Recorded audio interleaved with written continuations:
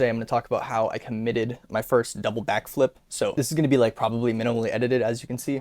I'm not exactly home right now, but I've got my notes up right here. I'm going to talk about what it was like to commit the double backflip both on trampoline and on floor, because I understand they're two very different things, okay? If I were to guess, I'd say at least like 20-30% of G-trampers can do a double backflip, but only like 5% of, floor tumblers can do a double backflip. So they're very different kind of skills, On a trampoline, you have the trampoline to throw you into the flip and get more height. It's so much less scary. And then on floor, you kind of have to generate that all by yourself. So it's very different. So this was a skill I struggled with a lot, not really in terms of landing it, more so in terms of committing it. Like the commitment, it's just so scary to go over twice because going over in a backflip even one time is really scary. The thing about double flips is you're rotating so fast that if you're not used to doing doubles, you kind of have no idea where you are in the air until you get pretty good at them. So committing it for the first time really sucks. The number one thing about committing it for both trampoline and floor, honestly, was just the over preparation, right? If you can do a backflip standing, like no issue at all, if you have no doubt in your mind that you'll make it over twice, it just makes committing it that much easier. So make sure you do like backflips to your back layouts to your back on trampoline. That's a really good metric. If you can do a back layout to your back from standing, I would add, that's a pretty good indicator that you'll be able to do a double super easily. So I made sure that my single tuck was absolutely perfect before I even started committing doubles. And then also I'd practice double backflips into the foam pit plenty, even on and off trampoline. So trampoline park foam pits, I'd done plenty of double backflips as well as,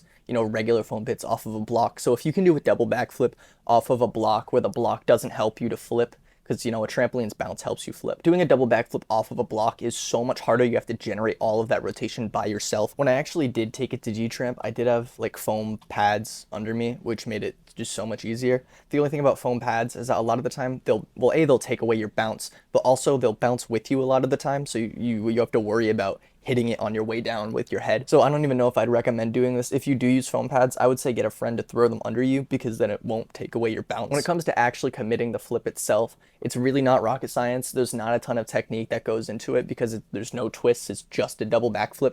So if your backflip is perfect, all you have to do, just throw yourself up, hold a backflip, and so just hold on for dear life, okay? You're not, I know I had this fear myself. You're more than likely not going to over rotate into a triple if this is your first time doing a double backflip. The worst that could happen usually is just that you'll flip over and land on your back again, which I've done a couple times. If you ever get lost in the air, if you don't know where you are, just hold onto your tuck and you'll probably be fine. Obviously the key is to never get lost in the air, but I understand that doesn't always happen. Backflips are a flip that I would certainly rather over than under rotate, okay? Because when you over rotate, you kind of just let yourself go, you land on your back, you're fine. Under rotate, then you have to know to kind of put your hands out in front of you, and there's a higher chance of everything going wrong. So just over rotate it when in doubt. But once I had finally committed that first double backflip, I kind of proved to myself that I could do it, and from then committing more double backflips just became super easy.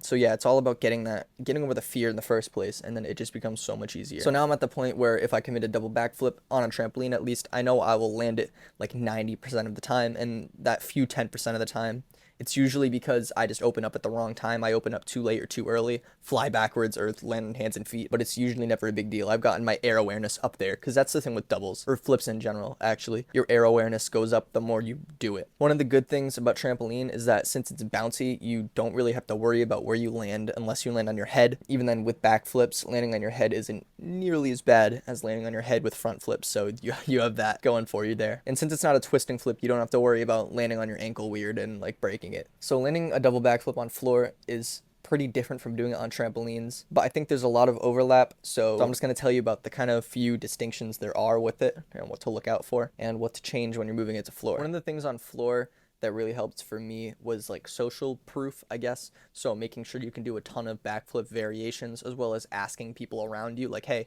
look at my backflip, do you think I can make it over twice? You should always be sure that you can make it over twice in your head, but I find it really does help if you get other people to assure you that you can make it over. That's what I did. I asked a couple people if they thought my backflip was good beforehand, and they all said yes, so that helped a lot with kind of committing it. Kind of like on trampoline, the thing on floor, I knew I can make it over twice. It was more so about what happened after I made it over twice, right? So one of the fears with double backflip is you land on your head. I wasn't really scared of that. I knew I could make it over with my rotation. The only thing is, like I said, the air awareness kind of thing. So I think learning on trampoline helped a ton because it taught me how to actually land the flip, which is definitely a unique part of it. Making the flip over is only like 10% of, you know, getting it. Because if you can make the flip but not land, not even know where you are, if it's just a guessing game, then you know, that's exactly, it's just a guessing game. Like, you don't know what you're doing. On trampoline, I'll take that. On floor, that's not something I want to risk. Another thing about floor is that it's harder to get rotation.